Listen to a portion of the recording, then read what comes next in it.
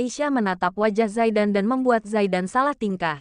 Zaidan berdeham kemudian menjauh dari Aisyah. Aisyah berdecak kesal karena pria itu bukan bilang terima kasih malah menyingkirkan dirinya begitu saja. Gak tahu terima kasih, ucap Aisyah merengut kesal. Ia pun keluar dari kamar. Aisyah masih berharap jika Zaidan akan memanggilnya kembali untuk masuk dan mengucapkan terima kasih. Namun nyatanya Zaidan masih acuh dan tidak memperdulikan keberadaan gadis mungil itu. Setelah menyisir rambutnya, Zaidan turun untuk pamit berangkat ke kantor pada orang tuanya dan juga Aisyah. Pandangan Zaidan menangkap sesosok gadis mungil yang tengah bercengkrama ringan dengan kedua orang tuanya. Zaidan pun langsung menghampiri mereka. "Loh, mau kemana Zaid?" tanya uminya heran saat melihat putra sulungnya itu. "Berpakaian rapi, ke kantor Mi. Ada rapat yang enggak bisa Zaidan tunda," jawab Zaidan merapikan jasnya dan memakai sepatu pantofel. "Kalian ini masih pengantin baru. Enggak bisa ditunda lusa atau besok nak. Kasian loh Aisyah. Baru nikah udah ditinggal kerja," ucap uminya sambil mengelus punggung tangan Aisyah. Aisyah menatap raut wajah Zaidan yang kesal, karena disuruh tetap di rumah. Akhirnya Aisyah berinisiatif untuk mendukung suaminya pergi ke kantor. "Aisyah gak apa-apa kok Umi. Mas Zaidan ada rapat yang gak bisa diganggu," ucap Aisyah sambil tersenyum ke arah Umi Zaidan. "Nah kan, Aisyah juga enggak keberatan kok Umi. Kalau gitu Zaidan pergi dulu ya. Assalamualaikum," ucap Zaidan beranjak dari tempat duduknya dan mencium punggung tangan Umi dan abahnya. Tidak lupa Zaidan juga menyerahkan tangannya untuk dicium oleh Aisyah. "Kamu ini jadi cowok kok enggak pekale. Aisyah bilang gitu karena dia masih canggung sama kamu. Coba nanti kalau udah dekat pasti dia bakal nahan kamu," ucap Umi Zaidan mencubit kecil lengan Zaidan dan membuat Zaidan meringis. Sementara Aisyah, gadis itu tersipu. Zaidan berjalan menuju pintu disusul Aisyah di belakangnya. Zaidan berbalik ke arah Aisyah dan mencium kening Aisyah secara tiba-tiba, membuat Aisyah terhentak. "Makasih ya udah bantu saya masang dasi dan juga belain saya di depan Umi," ucap Zaidan tersenyum tipis bahkan Aisyah tidak bisa melihat senyum itu. "Iya mas, tapi kenapa kamu menciumku?" tanya Aisyah yang penasaran dan berujung sakit hati. "Jangan baper, Umi tadi melihat ke arah kita," sambung Zaidan dengan wajah dingin dan datar. Aisyah kesal karena ia berpikir bahwa Zaidan sudah mulai berubah. Tapi faktanya tidak. Zaidan masih dingin seperti tadi malam. Aisyah menghela napasnya panjang.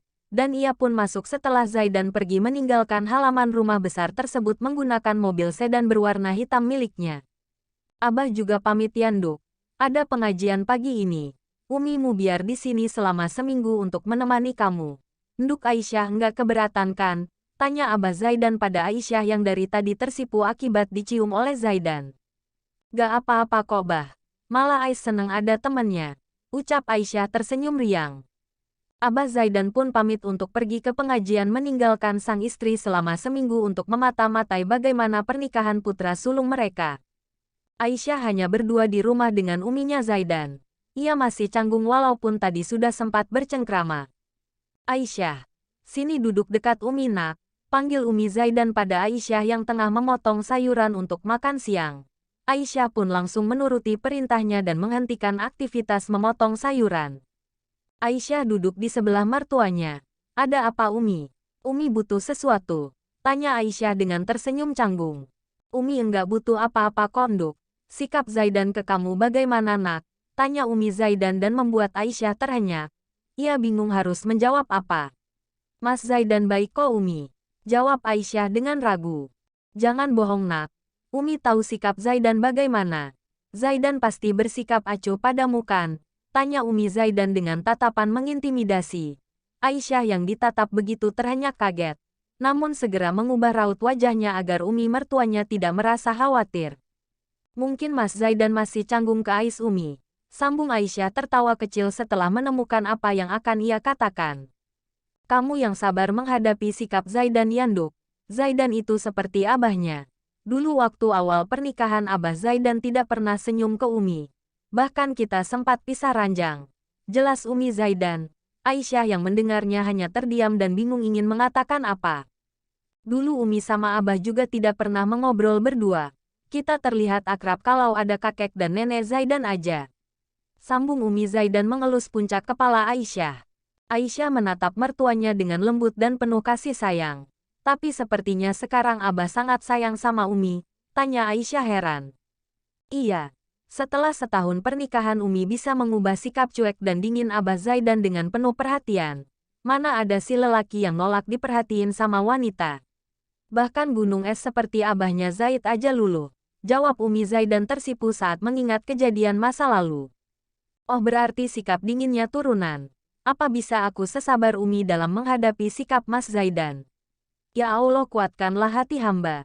Gumam Aisyah dalam hati setelah mendengar cerita mertuanya. Aisyah tengah melamun. Ia berpikir apakah ia akan bisa memenangkan hati Zaidan atau pernikahan ini akan berakhir setelah setahun. Ah, entahlah Aisyah pusing memikirkan hal itu. Nduk, panggil Umi Zaidan pada Aisyah yang tengah melamun. Aisyah pun terkejut dan segera menoleh ke arah ibu mertuanya. Iya Umi, kamu kenapa melamun? Udah jangan dipikirin. Nanti Umi bantu supaya Zaid sayang sama kamu. Goda Umi Zaidan dan Aisyah hanya tersipu malu. Oh iya Umi, Mas Zaidan suka masakan apa? Biar Ais buatin untuk makan siang. Tanya Aisyah dengan penuh semangat. Karena Aisyah sangat suka memasak. Jadi kali ini ia ingin memasak makan siang untuk suaminya.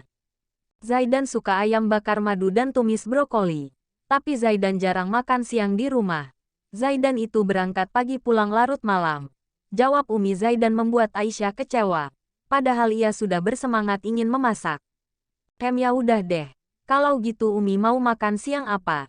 Biar Ais buatin. Ucap Aisyah menepis rasa kecewanya. Kita masak ikan goreng sama tumis kangkung aja Nduk.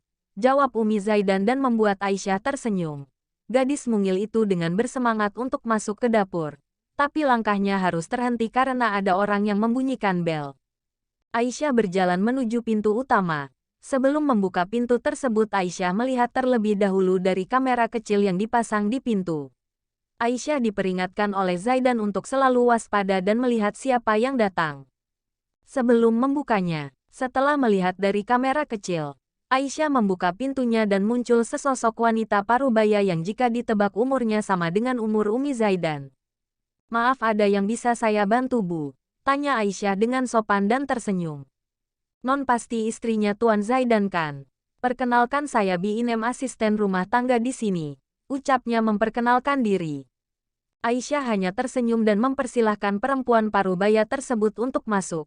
Kenapa Mas Zaidan gak ngasih tahu aku?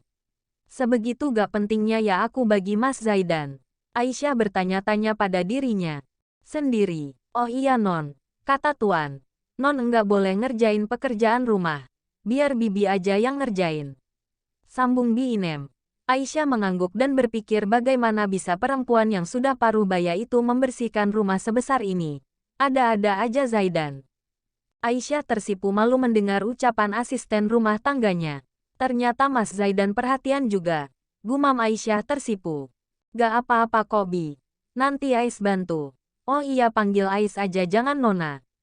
Ucap Aisyah tertawa kecil dan ia memperkenalkan Bi Inem pada mertuanya. Umi. Ini Bi Inem.